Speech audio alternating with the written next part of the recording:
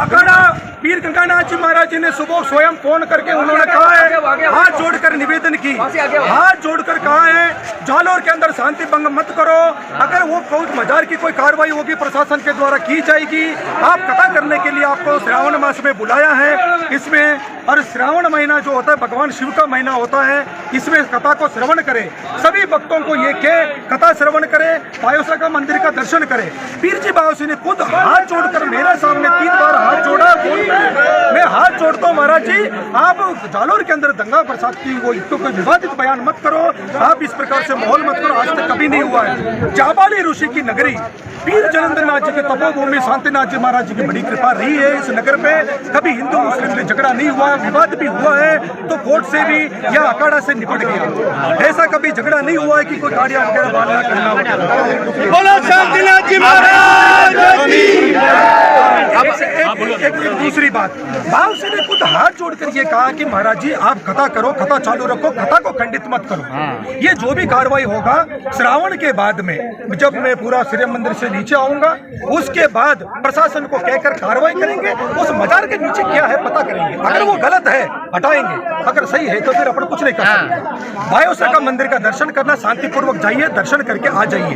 ये प्रसार मत करना एक खिलजी का औलाद है, फलाना का औलाद है, इसका औलाद है, अपने विवादित बयान मत करो। आप शिव जी का गुण गाओ, लोगों को बताओ भगवान शिव कौन था, विष्णु कौन थे, ब्रह्मा जी कौन थे, राम जी कौन थे, नानी बायरो मायरो की कर भरियो, इसके महिमा गाओ, उसका महिमा लोगों को बताओ। लोगों को ये कहो अपना परिवार को आगे बढ़ाओ, शिक्षा दो, उन बच्चों को अच्छा शिक्षा देकर पढ़ाओ, अच्छे नौकरियों में लगाओ और परिवार की सुख शांति का ध्यान रखो, व्यापार करो, 4 पैसे कमाओ, 4 पैसे धर्म में लगाओ। अब अभयदास जी की डिमांड क्या है? अभयदास जी की डिमांड है पूरी जनता को एक साथ ऊपर ले जाएंगे।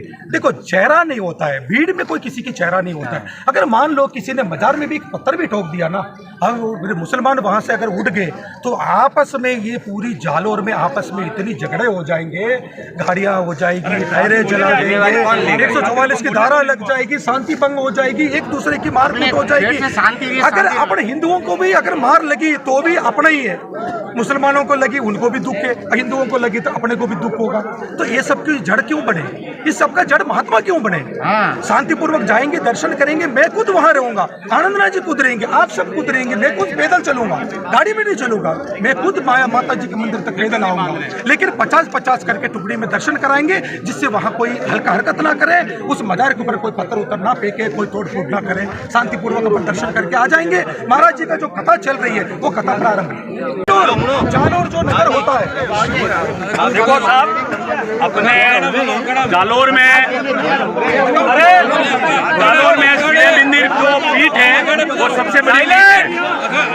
पूरे राजस्थान क्या पूरे भारत में श्री मंदिर की मान्यता है। शांतिनाथ जी बाबा जी का आदेश, गंगानाथ जी महाराज वर्तमान पीठाधीश्वर का आदेश पूरे भक्त सनातन धर्म सतीशी को मानती है।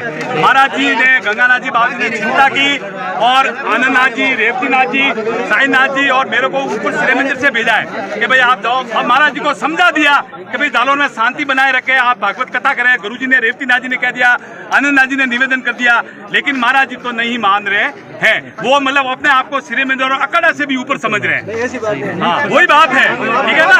चलो।